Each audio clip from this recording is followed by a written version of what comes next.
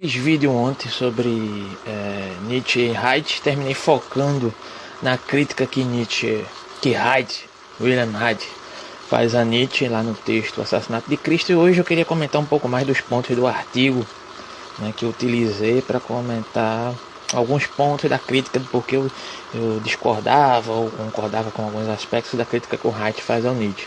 Mas hoje eu vou focar em dois pontos aqui desse artigo aqui, né, que são pontos de aproximações entre Nietzsche e Haidt, né? E aqui elencando alguns trechos, né? E esse vídeo vai subir para o YouTube também. Enfim, antes de qualquer coisa, se você tiver interesse, gosta do conteúdo aqui, dá o like, compartilha. Vou deixar aqui as referências na descrição. E também a questão aí, se você tiver interesse, gosta do trabalho aqui, tiver interesse de melhorar, ajudar a melhorar o canal, a melhorar a qualidade dos vídeos, tem um Pix aí no e-mail aí embaixo também. Então, de certa forma, o que é abordado aqui nesse artigo, eu já coloquei na descrição do outro vídeo, do primeiro vídeo, Haidt aborda determinados temas, que são eles: o inconsciente, a condição social, a religião, as possibilidades do autoritarismo, o caráter, o corpo, a estrutura, a sexualidade. Nietzsche, segundo o artigo, aborda questões acerca do inconsciente, a condição social, a religião, o moralismo, a perspectiva de eterno retorno enquanto valoração da vida ela mesma, a partir dela, né? E o devir, a consciência, o desejo, a noção de verdade e a vontade de potência, né? Entre aspas, anarquismo é colocado aqui no artigo. Então, de certa forma, a relação entre esses dois autores se dá na perspectiva de uma abordagem que vai ser permeada pela relação corpo, mente e sociedade, né? Qual é a relação que eu tenho com o corpo, né? Em detrimento de uma subdivisão, de uma perspectiva de um confronto com essa relação dualista que há, essa relação dual, corpo e mente, está presente tanto em Haidt quanto em Nietzsche, e como isso vai se relacionar em detrimento da sociedade. Então, um dos aspectos primordiais aqui, tanto em Haidt quanto em Nietzsche, é a crítica à religião, cada um a seu modo, né? Então, de certo modo, a primeira incisão que se dá aqui na perspectiva de Haidt, para poder ser abordada em Nietzsche, né? Ela vai ser elaborada no seguinte sentido. Acho importante esse termo aqui do artigo, que ele usa o termo Zé Ninguém, né, para elaborar esse sujeito constituído que tanto Nietzsche tanto quanto Haidt vão se debruçar enquanto crítica, né, a partir dessa relação aqui, como já foi falado aqui, dessa tríade, né, dessa suposta tríade que é a relação mente, corpo, sociedade, né, vai ser abordada aí. Então vou ler um trecho do artigo para poder dissecar melhor um pouco isso aqui.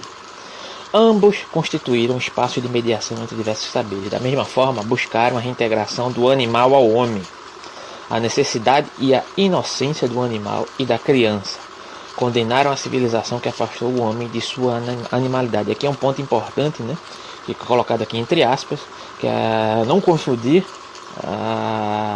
com uma suposta redução do homem a um animal, mas conferir e delegar essa animalidade, né, presente no homem, não reduzir o homem a um simples animal. É uma proposição de um homem que combatesse uma determinada disciplina autoritária e um subjugar, explodir isso que é chamado aqui no artigo de Zé Ninguém, a mediocridade, né? O homem bem-sucedido da sociedade, o homem racional, o homem de negócios, o homem que paga suas contas, né? Aquilo que é abordado lá em Raul Seixas, que o meu professor costuma falar, né? Na música de Raul Seixas, é o homem que morre com a boca escancarada, cheia de dentes dentro do apartamento, né? E com todas as suas contas pagas, né? Cheio de ideais dos aspectos sociais, duais, né?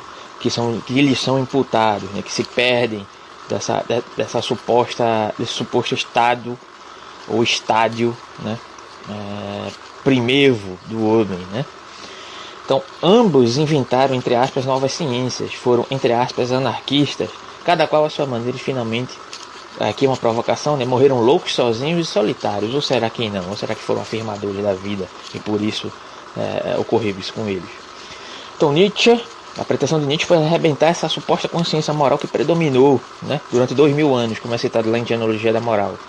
relativizou as noções de bem e mal que predominaram durante esse determinado período e se propôs a fazer uma inversão de valores a partir de um terceiro momento da transvaloração dos valores, que isso é abordado lá em Genealogia da Moral, né, que é a proposta de transvaloração de Nietzsche, né, que em um primeiro momento houve essa instituição dessa determinada moral, que já foi uma determinada reação, né, de uma cultura que predominou, que foi a cultura cristã, e Nietzsche posteriormente vai propor o seu projeto de transvaloração, que estaria delegado a um resgate de uma determinada cultura grega, do guerreiro de Areté, né, que eu já comentei até em outros vídeos.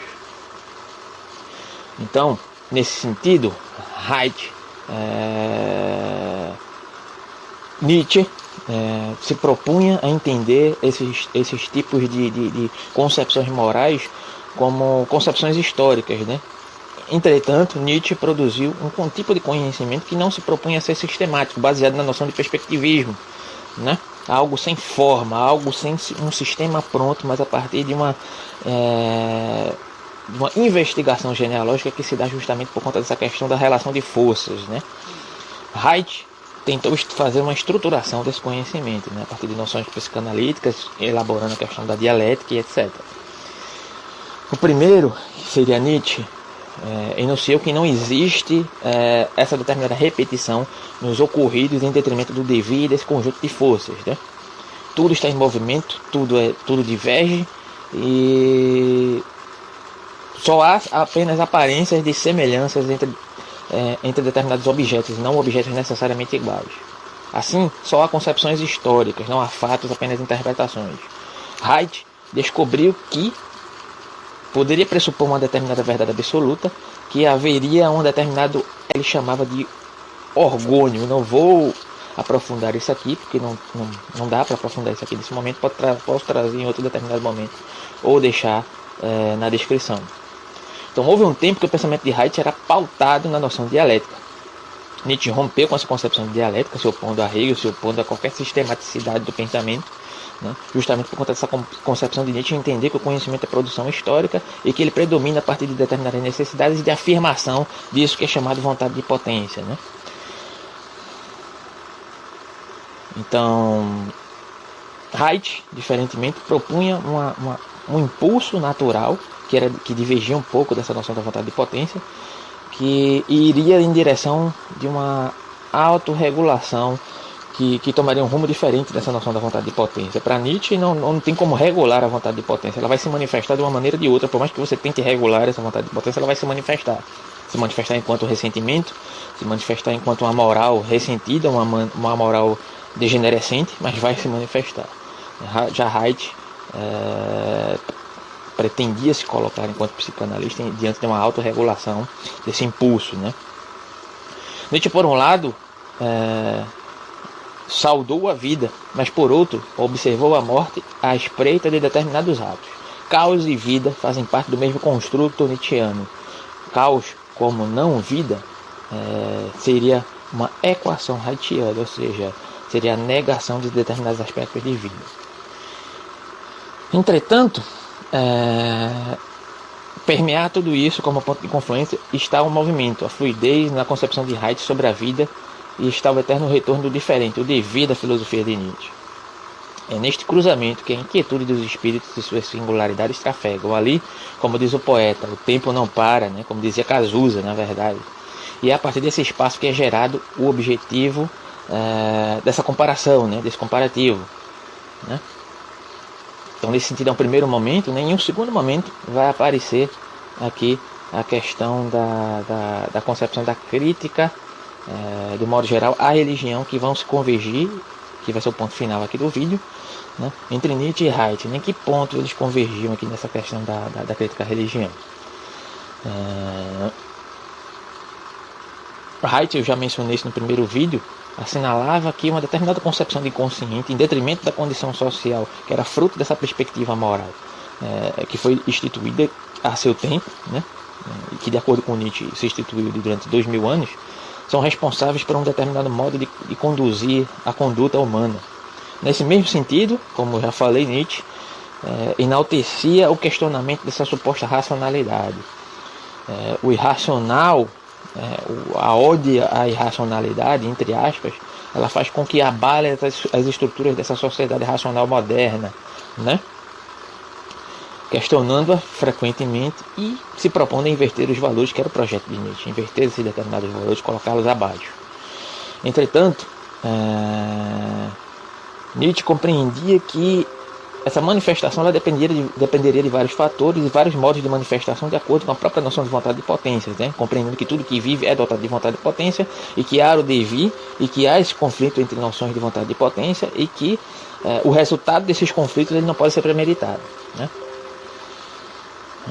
Então, para Nietzsche, como não há fatos, apenas interpretações, a religião é uma tentativa de tentar abarcar o inabarcável, tentar prometer o que não se pode prometer uma lei imunda para negar a vida a ela mesma, né?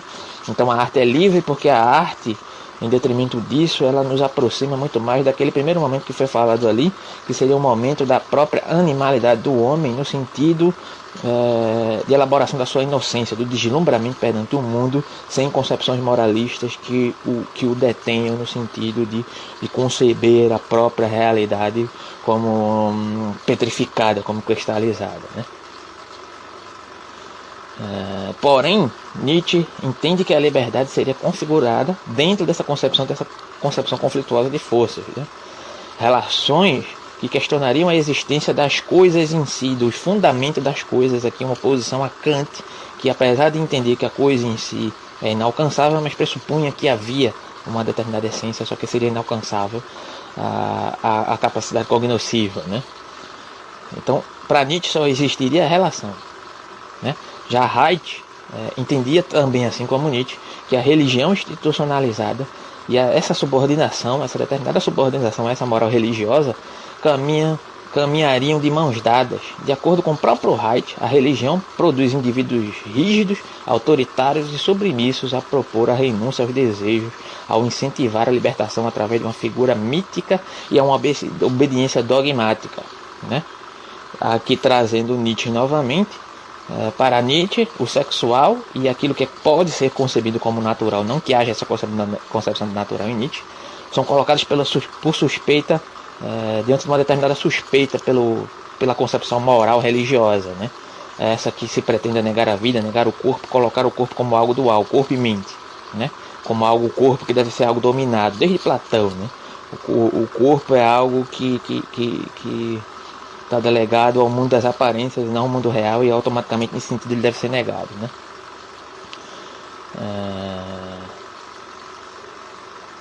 Então, nesse sentido, Nietzsche, para concluir aqui, através de lá numa fase mais tardia em Zaratustra, colocaria como questionador de todos esses processos de um determinado profeta que veio anunciar as boas novas, Zaratustra, né, que seria o inverso do Jesus, esse que vai manifestar, apesar de Nietzsche ter certos elogios a Jesus, mas vai anunciar a boa nova, que é a boa nova que vai perdurar durante 2000 anos enquanto negação do corpo, enquanto negação do mundo ele mesmo, em detrimento de uma suposta racionalidade, de uma suposta moral que vê nesse artifício, né, de um argumento de além-mundo a possibilidade de se sobrepor às concepções mais primevas do homem, né? Então, Nietzsche, assim como Haidt, denunciam aquilo que eles consideram como opulento fútil, o tal Zé Ninguém, né? Ambos os autores enaltecem, de certa forma, em certo sentido. Nietzsche, em uma parte de suas obras, fala sobre isso, né? O camponês, né? Isso aqui é uma questão um pouco complicada, porque no artigo ele coloca como se Nietzsche fizesse uma ode à humildade, e não é bem isso, né? O que Nietzsche quer significar quando ele fala do camponês, fazendo essa exaltação do camponês, é que, na verdade, é uma concepção fisiopsicológica, né? Muito mais psicológica, para você poder entender melhor isso aqui, né? De uma concepção de como você se põe perante o mundo e não necessariamente de acordo com as condições sociais, materiais ou de classe social, um modo muito mais valorativo que Nietzsche considera. Então, o camponês, nesse sentido, nesse trecho dessa obra, para Nietzsche, se ele é destituído dessa perspectiva moral que é degenerescente para Nietzsche, ele é muito mais valoroso do que um burguês que se coloca lá como se acha dono do mundo, que seria um Zé Ninguém aqui para Nietzsche nesse sentido. Então não necessariamente há um aprisionamento dessa figura, mas faz sentido essa observação, né? Então ele diz aqui o seguinte: enaltece o camponês, o operário, o ofício do trabalhador. Acho que muito mais o Haidt faria isso, porque o Haidt era marxista, né? E que pese que Haidt e Nietzsche privilegiam a intensidade, o sentido e os voos incontidos em detrimento dessa concepção racionalista que está ligada a essa noção de mundo ideal e moral, diante de uma moral predominante, né? E só o fazem não para negá-lo, mas para contrabalancear o seu peso. É a questão que já está lá contida em O Nascimento da Tragédia de Nietzsche, né?